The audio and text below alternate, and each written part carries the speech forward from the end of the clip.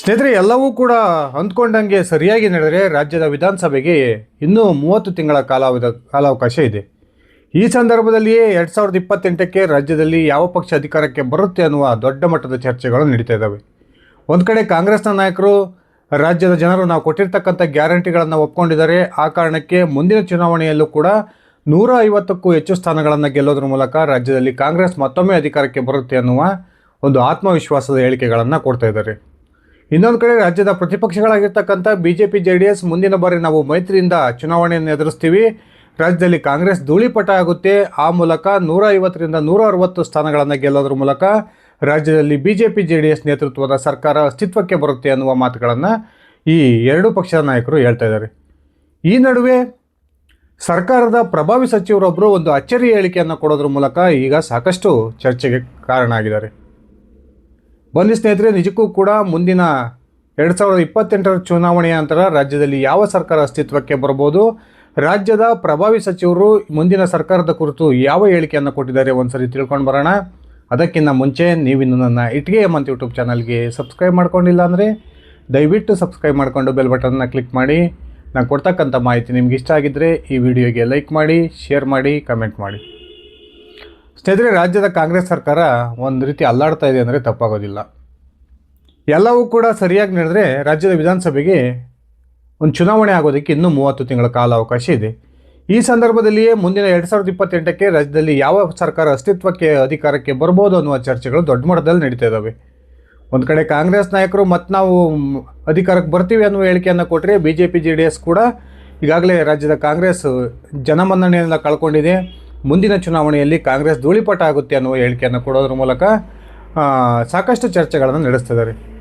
ಈ ನಡುವೆ ನಿನ್ನೆ ಬಾಗಲಕೋಟೆಯ ಕಾರ್ಯಕ್ರಮವೊಂದರಲ್ಲಿ ಸರ್ಕಾರದ ಪ್ರಭಾವಿ ಸಚಿವರಾಗಿರ್ತಕ್ಕಂಥ ಸತೀಶ್ ಜಾರಕಿಹೊಳಿ ಅವರು 2028ಕ್ಕೆ ರಾಜ್ಯದಲ್ಲಿ BJP ಅಧಿಕಾರಕ್ಕೆ ಬರೋದಾದರೆ ಬರಲಿ ಅನ್ನುವ ಹೇಳಿಕೆಯನ್ನು ಕೊಡೋದ್ರ ಮೂಲಕ ಯುದ್ಧಕ್ಕೂ ಮುನ್ನವೇ ಕಾಂಗ್ರೆಸ್ ನಾಯಕರು ಶಸ್ತ್ರತ್ಯಾಗವನ್ನು ಮಾಡಿದರ ಅನ್ನುವ ಒಂದು ಪ್ರಶ್ನೆಯನ್ನು ಹುಟ್ಟಾಕಿದ್ದಾರೆ. ಯಾವ ಸಂದರ್ಭದಲ್ಲಿ ಸತೀಶ್ ಜಾರಕಿಹೊಳಿ ಈ ಹೇಳಿಕೆಯನ್ನು ಕೊಟ್ಟರು, ನಿಜಕ್ಕೂ ಕೂಡ ಸತೀಶ್ ಜಾರಕಿಹೊಳಿ ಅವರ ಈ ಹಿಂದಿನ ಹೇಳಿಕೆ ಹಿಂದಿರ್ತಕ್ಕಂಥ ಒಂದು ಪ್ಲಾನ್ ಏನು ಅನ್ನೋದನ್ನು ನಾನು ಹೇಳ್ತೀನಿ ಸ್ನೇಹಿತರೆ. ನಿನ್ನೆ ಬಾಗಲಕೋಟೆಯಲ್ಲಿ ವಾಲ್ಮೀಕಿ ಸಮುದಾಯದ ಒಂದು ಕಾರ್ಯಕ್ರಮ ನಡೆಯುತ್ತೆ. ಆ ಕಾರ್ಯಕ್ರಮ ಪಕ್ಷಾತೀತವಾಗಿ ನಡೆಯುತ್ತೆ. ಅಲ್ಲಿ 3 ಪಕ್ಷದ ನಾಯಕರು ಕೂಡ ಆ ಕಾರ್ಯಕ್ರಮದಲ್ಲಿ ಭಾಗವಹಿಸಿರ್ತಾರೆ. ಆ ಸಂದರ್ಭದಲ್ಲಿ ವೇದಿಕೆಯಲ್ಲಿ ಒಂದು ಮಾತನಾಡ್ತಂಥ ಸಂದರ್ಭದಲ್ಲಿ BJPಯ ಸುರಪುರದ ಮಾಜಿ ಶಾಸಕ ರಾಜುಗೌಡ ಅವರು ಇತ್ತೀಚೆಗೆ ಯಾಕೋ ನಮ್ಮ ಸತೀಶ್ ಅಣ್ಣವರು ಈ ಬಾರಿ ನಾನು ರಾಜ್ಯದ ಮುಖ್ಯಮಂತ್ರಿ ಆಗೋದಿಲ್ಲ, ನಾನು ಮುಖ್ಯಮಂತ್ರಿ ರೇಸ್ನಿಂದ ಹಿಂದೆ ಸರಿದಿದ್ದೀನಿ ಅನ್ನುವ ಹೇಳಿಕೆಯನ್ನು ಕೊಡ್ತಾ ಇದ್ದಾರೆ. ಯಾವುದೇ ಕಾರಣಕ್ಕೂ ಸತೀಶ್ ಅಣ್ಣವರು ಈ ರೀತಿ ಹೇಳಿಕೆಯನ್ನು ಕೊಡಬಾರ್ದು, ಇದೇ ಡಿಸೆಂಬರಲ್ಲಿ ಸತೀಶ್ ಜಾರಕಿಹೊಳಿ ಅವರು ರಾಜ್ಯದ ಮುಖ್ಯಮಂತ್ರಿ ಆಗಬೇಕು ಅನ್ನುವ ಒಂದು ಪ್ರೀತಿಪೂರ್ವಕ ಮಾತನ್ನು ಹೇಳ್ತಾರೆ. ಯಾಕಂದರೆ ನೀವು ಮುಖ್ಯಮಂತ್ರಿ ಆಗೋದಾದರೆ ಈ ಬಾರಿ ಆಗಬೇಕು, 2028ಕ್ಕೆ ರಾಜ್ಯದಲ್ಲಿ ನಮ್ಮದೇ BJP ಸರ್ಕಾರ ಅಧಿಕಾರಕ್ಕೆ ಬರುತ್ತೆ ಅನ್ನುವ ಮಾತನ್ನು ರಾಜುಗೌಡ ಅವರು ವೇದಿಕೆ ಮೇಲೆ ಹೇಳೋದ್ರ ಮೂಲಕ ಒಂದು ರೀತಿ ಸತೀಶ್ ಜಾರಕಿಹೊಳಿ ಅವರಿಗೆ ಕಾಲಿಳಿತಕ್ಕಂಥ ಪ್ರಯತ್ನವನ್ನು ಮಾಡ್ತಾರೆ. ರಾಜುಗೌಡ ಅವರು ರಾಜ್ಯದ SC/ST ಸಮುದಾಯ ಉದ್ಧಾರ ಆಗಬೇಕು ಅಂದರೆ ನಮ್ಮದೇ ಸಮುದಾಯಕ್ಕೆ ಸೇರಿದಂಥ ಒಬ್ಬ ನಾಯಕ ರಾಜ್ಯದ ಮುಖ್ಯಮಂತ್ರಿ ಆಗೋದು ಅತ್ಯಂತ ಅಗತ್ಯ. ಸತೀಶ್ ಜಾರಕಿಹೊಳಿ ಅವರಿಗೆ ಆ ಎಲ್ಲ ಒಂದು ಅರ್ಹತೆಗಳು ಇದ್ದಾವೆ. ಆ ಕಾರಣಕ್ಕೆ ಸತೀಶ್ ಜಾರಕಿಹೊಳಿ ರಾಜ್ಯದ ಮುಖ್ಯಮಂತ್ರಿ ಸ್ಥಾನ ಏನಾದರೂ ಬದಲಾಗ್ತಕ್ಕಂಥ ಸಾಧ್ಯತೆಗಳು ಬಂದರೆ ಆಗ ಅವರು ರಾಜ್ಯದ ಮುಖ್ಯಮಂತ್ರಿ ಆಗಬೇಕು, ಯಾವುದೇ ಕಾರಣಕ್ಕೂ ಕೂಡ ತಾವು ಮುಖ್ಯಮಂತ್ರಿ ರೇಸ್ನಿಂದ ಹಿಂದೆ ಸರಿಬಾರ್ದು ಅನ್ನುವ ಒಂದು ಮಾತನ್ನು ರಾಜುಗೌಡ ಅವರು ಸತೀಶ್ ಜಾರಕಿಹೊಳಿ ಅವರಿಗೆ ಹೇಳ್ತಾರೆ. ಅದಾದ ನಂತರ ಭಾಷಣಕ್ಕೆ ಬಂದಂಥ ಸತೀಶ್ ಜಾರಕಿಹೊಳಿ ಅವರು ಒಂದು ಅಚ್ಚರಿ ಹೇಳಿಕೆಯನ್ನು ಕೊಡ್ತಾರೆ. ರಾಜ್ಯದಲ್ಲಿ 2028ಕ್ಕೆ ನಮ್ಮ ರಾಜುಗೌಡರು ಏನು ಹೇಳಿದರು ಆ ಪ್ರಕಾರ BJP ಅಧಿಕಾರಕ್ಕೆ ಬರೋದಾದರೆ ಬರಲಿ, ನಾವು 2033ಕ್ಕೆ ಬೇಕಾದರೆ ರಾಜ್ಯದ ಮುಖ್ಯಮಂತ್ರಿ ಆಗ್ತೀನಿ ಅನ್ನುವ ಹೇಳಿಕೆಯನ್ನು ಕೊಡೋದ್ರ ಮೂಲಕ ನಿಜಕ್ಕೂ ಕೂಡ ರಾಜ್ಯ ಕಾಂಗ್ರೆಸ್ ಈಗಾಗಲೇ ಏನು ಜನಮನ್ನಣೆಯನ್ನು ಕಳ್ಕೊಂಡಿದೆ, ಜನ ಮುಂದಿನ ಚುನಾವಣೆಯಲ್ಲಿ ರಾಜ್ಯದಲ್ಲಿ ಸರ್ಕಾರವನ್ನು ಬದಲಿಸ್ತಾರೆ ಅನ್ನುವ ವಿರೋಧ ಪಕ್ಷದ ನಾಯಕರ ಮಾತುಗಳಿದ್ದಾವೆ.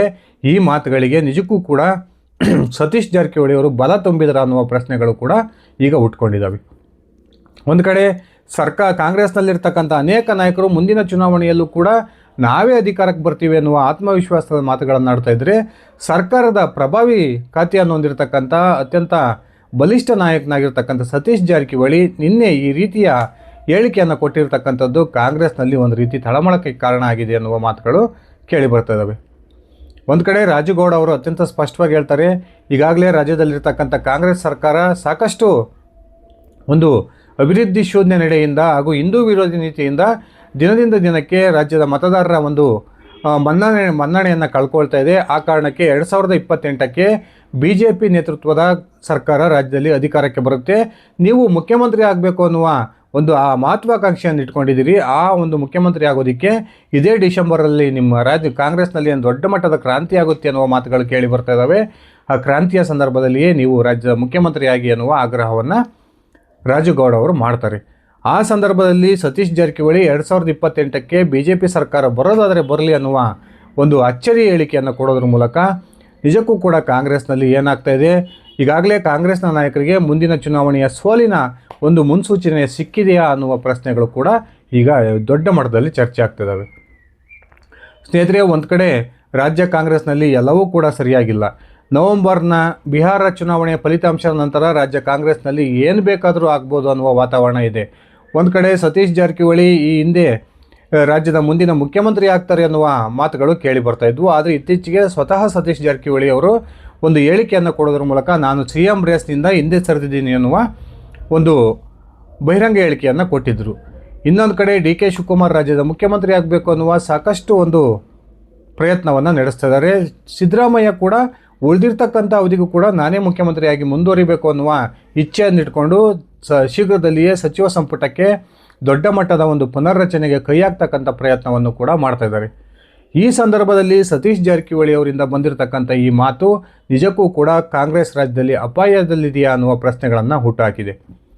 ಈಗಾಗಲೇ BJP ರಾಷ್ಟ್ರೀಯ ನಾಯಕರು ಕೂಡ ರಾಜ್ಯದ ಮತದಾರರ ಒಂದು ಮನದಾಳವನ್ನು ಅರಿಯೋದಕ್ಕೆ ತಮ್ಮದೇ ಆದಂಥ ಒಂದು ಸ್ವತಂತ್ರ ಸಂಸ್ಥೆಯಿಂದ ಒಂದು ಸರ್ವೆಯನ್ನು ನಡೆಸಿದರು. ಆ ಸರ್ವೆಯ ಒಂದು ಫಲಿತಾಂಶವನ್ನು ನಾನು ನಿಮ್ಮ ಮುಂದಿಟ್ಟಿದ್ದೆ.